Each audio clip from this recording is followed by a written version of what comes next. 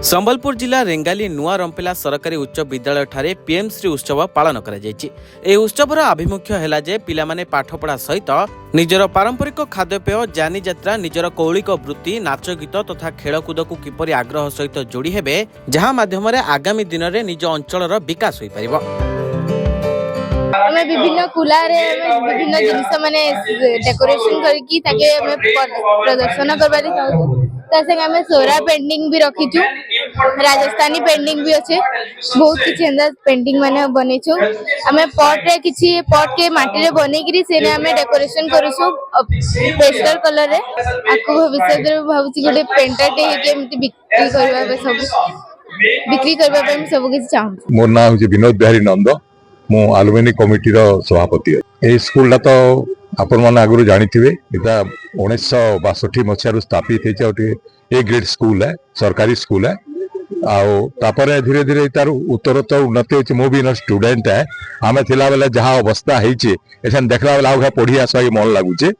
तेणु आउ ए जेन पीएमसी हला रे बहुत खुशी आउ एटा टिका हमको हठात हला। आउ इथने मु देखली जे पिला मानकर ताने जेउटा कि हमर क्रिएटिविटी इनोवेटिव आइडिया गुड़ा पिला परिप्रकाश हवा से सरकार दृष्टि 2020 शिक्षा नीति दृष्टि दि जाइछि। पीएमसी आगामी दिन रे एक नवा दिगंत सृष्टि करिवो।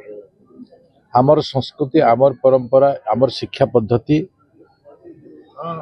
आम देश एक सुनार देश थिला, एक संस्कृति संपन्न देश थिला। ए पीएमसी स्कूल माध्यम रे सब शिक्षा पाइबार नवा पीढ़ी पाइबे एवं यशस्वी प्रधानमंत्री जो लक्ष्य रखिछन्ति जे 2047 मसीह रे भारत एक विकसित राष्ट्र हबो एवं आमर जो प्रक्रिया अछि, आमर संस्कृति, आमर परंपरा भितरे आमे अनेक उदाहरण देइछु।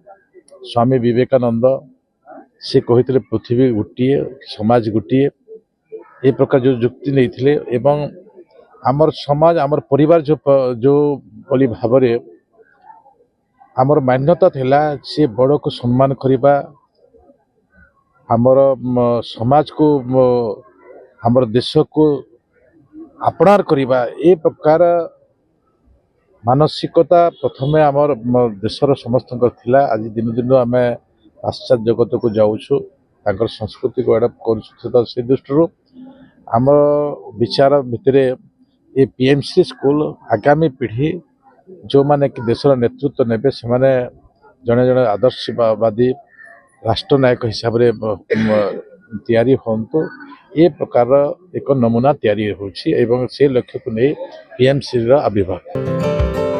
रेंगाली रो मनोज मुदली रिपोर्ट, रिपोर्टर्स टुडे।